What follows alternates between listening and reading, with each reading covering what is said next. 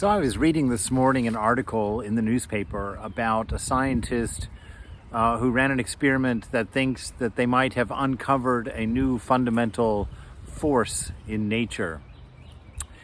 I guess there's four of them knowing: the great force, the lesser force, gravitational force, and electromagnetic, maybe. Have I convinced you I know nothing?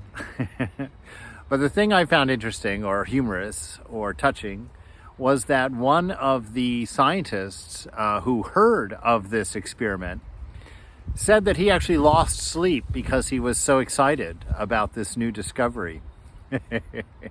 And I was laying there thinking about, wow, here's a particle, a subatomic particle that I've never even thought of in 56 years of life.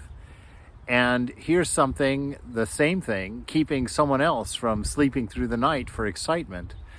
And I began ruminating on that notion of how important it is to educate yourself, to learn, to be open to ideas, that as you grow in knowledge, you grow in appreciation.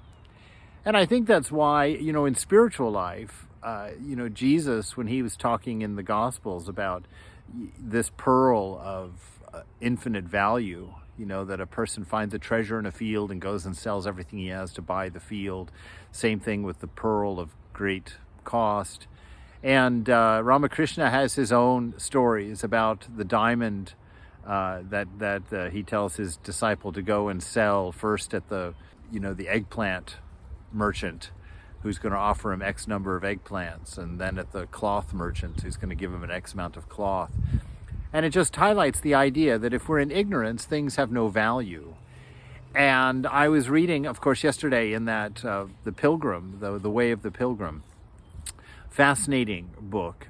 And so I went and got a copy of the Philokalia, which is the readings that the pilgrim is going through on his journey.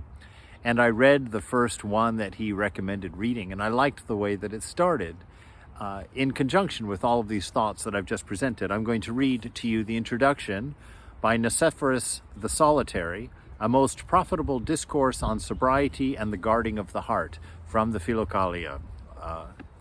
It says, "You who desire to capture the wondrous divine illumination of the Savior Jesus Christ, who seek to feel the divine fire in your heart, who strive to sense the experience and feeling of reconciliation with God, who, in order to unearth the treasure buried in the field of your hearts, and to gain possession of it, have renounced everything worldly, who desire the candles of your soul to burn brightly even now, and who, for this purpose, have renounced all of this world, who wish by conscious experience to know and to receive the kingdom of heaven existing within you.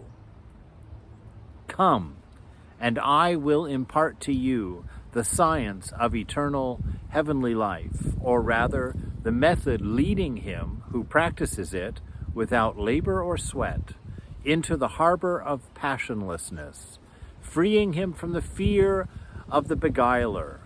So how is that for a beautiful summary of promises of what can be learned by prayer of the heart, by reconnecting with the divinity through and in all things? That we have this fantastic opportunity, an opportunity that has been the center of world religions for tens of thousands of years. I know it's rather in vogue nowadays to throw out the value of religion, and I read all the time on the internet those who have their opinions about the world of religion being not only for control of the individuals and of the state and whatnot. What a shallow sampling of religions they've investigated, because religion has nothing to do with groups, has nothing to do with governments, has nothing to do with controls. It has to do with an inner spirit, an inner quality of life, an inner meaning, something that gives meaning in a material and relative world that has none of its own when put under the magnifying glass of discernment. So in that environment, I just open up to an incredible curiosity. What is this unification with divinity? What is this prayer of the heart? What is this potential that is worth the renunciation of everything in this world? What is this treasure buried in the field of the heart that's worth everything?